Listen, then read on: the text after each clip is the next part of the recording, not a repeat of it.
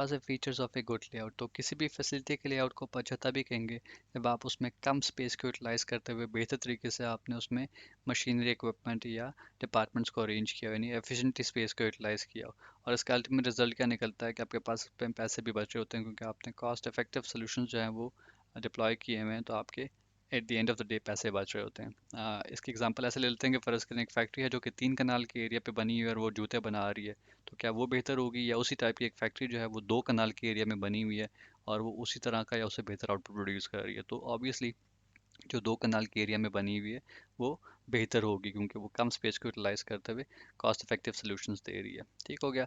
आप अगर कभी किसी जूते की शॉप में या किसी दर्जी की शॉप में गए हो दुकान पर, तो वहाँ पर आप देखते हैं कि उन्होंने कितने बेहतर तरीके से स्पेस को यूटिलाइज किया होता है। तमाम उन्होंने अपनी इक्विपमेंट हो गई, मशीनरी हो गई या डिस्प्लेज हो गए, वो तमाम के तमाम बेहतर तरीके से अरेंज किए होते हैं। ठीक है, तो आपको कम स्पेस में वो तमाम चीज़ें इसलिए दिख रही होती हैं। इसके अलावा इसमें आपके पास मिनिमम मूवमेंट होती है। अगर आपने एक अच्छा लेआउट बनाया होता है, तो जिस तरह मैंने यहाँ पर जिक्र किया था कि ये एम्प्लॉय है, इसने यहाँ से अगर कुछ उठाना है या रखना है तो वो करीब ही पड़ा हुआ है, उसके बजाय से कि ये टेबल यहाँ पर पड़ा हो।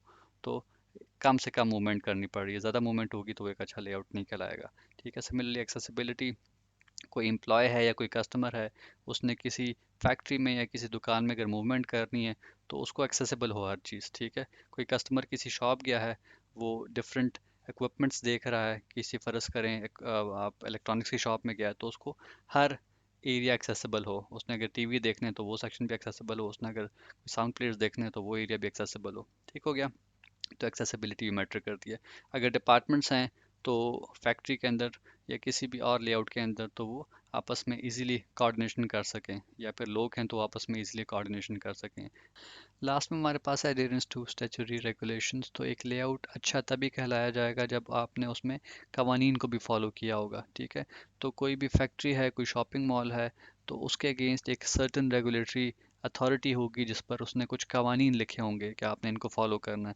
फैक्ट्री के केस में अगर वो कहती हैं कि जी इसमें वेंटिलेशन का एक अच्छा निज़ाम होना चाहिए, तो आपने फिर इंश्योर करना होता है कि उसके अंदर वेंट्स हों। ठीक है, या अगर शॉपिंग मॉल है तो उस पर अगर लिखा हुआ है कवानीन में कि इसके अंदर इमरजेंसी के केस में इमरजेंसी एग्जिट डोर्स होने चाहिए या स्टेयर्स होने चाहिए, या फिर फायर एक्सटिंग्विशिंग का कोई इक्विपमेंट होना चाहिए, तो आपने इंश्योर करना होता है। तो अगर आपने वो किया हुआ है तो आपने एक अच्छे लेआउट को फॉलो किया हुआ है। ठीक हो गया। आई होप आपको आज का ये टॉपिक बेहतर तरीके से समझ आया होगा। Similar sort of short videos को बेहतर तरीके से समझने के लिए हमारे इस चैनल को सब्सक्राइब कीजिए। Thank you for watching this video.